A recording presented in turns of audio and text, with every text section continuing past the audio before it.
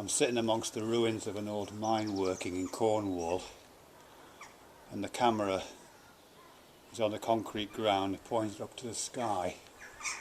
You can't see it in this shot, but I'm surrounded by the ruins of walls. There's no roof on them in the building that I'm sitting in, but there are walls and windows with no glass. Looks a little bit like an old medieval monastery, something like that, but it's actually post-industrial heritage stuff. And I'm going to leave the camera there for about 4.5 minutes, just pointing at the sky.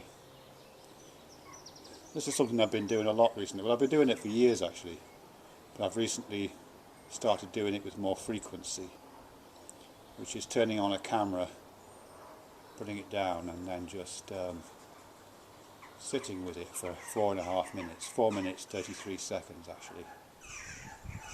And it's specifically about not the image that you're looking at there, not the pictures that are captured by the camera lens, but the sound that's being captured by the microphone. It's not a very good microphone in this camera, so you're probably hearing noise that's an artifact of the camera itself, the microphone itself, but that's all part of the thing, isn't it, really? So you're hearing sound for about 4.5 minutes. I love doing this actually. I really, really love doing it. I like just having a little bit of a pause in my day and then dedicating myself to sound for a little while. It's not exactly meditating, and it's certainly not praying as I think most people understand it, but it is a moment aside from the normal getting and spending of day-to-day life. It is definitely an interruption in that, stepping aside from that. You probably know this, some of you, but it's 4.5 minutes as a kind of tip of the hat to John Cage, musician. He's dead now, but he made quite a famous landmark piece of work called 4 minutes 33 seconds, quite a few years ago now. But it is, as I say, a landmark in the history of modern music. And it consisted of 4 minutes 33 seconds of silence. But it's not really silence, it's the sounds that are made in the auditorium for that framed piece of time. A slice of time that lasts just 4 minutes 33 seconds. And any sounds that are made during that period of time are to be considered music. Some people think he was taking the piss. I don't think so.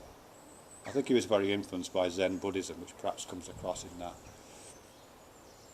But it's just letting go and letting sounds happen, I think, is something that I'm finding really interesting with this. In fact, since I've been doing it, and as I say, I've probably made 50 or 60 of these, I've noticed lots of different things happening and found different ways of experiencing that 4.5 minutes. The first thing is a kind of this is something John Cage talks about. The first is a letting go of the names of these sounds.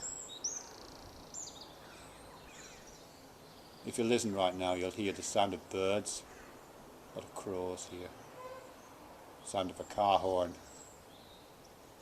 sound of traffic in the distance, maybe the sounds of the microphone. With a bit of practice you can let go of those names, those sound of things, let go of the of, detach it from its source. So that sound, a crowing sound, letting go of that belonging to the name of a crow, letting those roaring sound be detached from their origins in these things we call cars and traffic. I really like that. That's a way of closing it down, isn't it? Just letting it be itself for a while.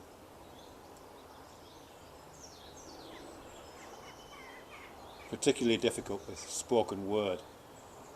Quite a few of these videos that I've made include passers-by.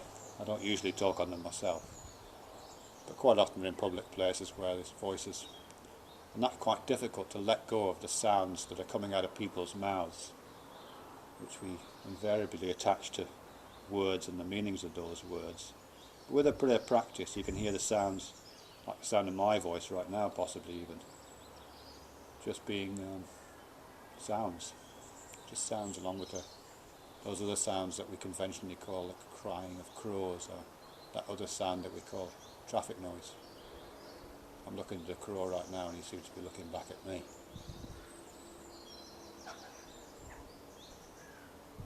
And then once you've done the, you've let go of the naming, it becomes quite easy to let go of the judgments that we attach to that. Bird song, you can probably hear this thing we call bird song. And it's tempting to think, oh, that bird song is really nice and that traffic is really intrusive.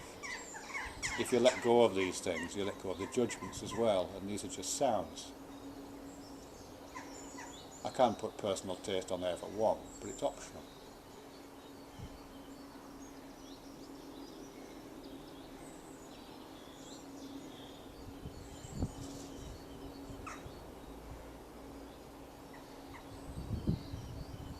What I can also do, you'll probably find this difficult because you're not here with me, but I can also hear the sounds that's going on inside my body. I can hear my heartbeat, I can hear my breathing, I can occasionally hear the churnings of my gut, and I can hear the sniffing inside my nose. I'm trying to keep it quiet. And that sound that I'm hearing, which are interior to this thing I call myself,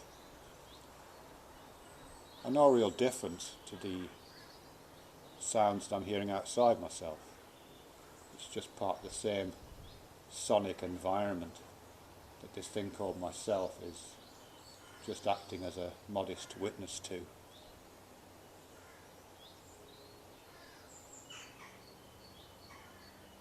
Just another instrument.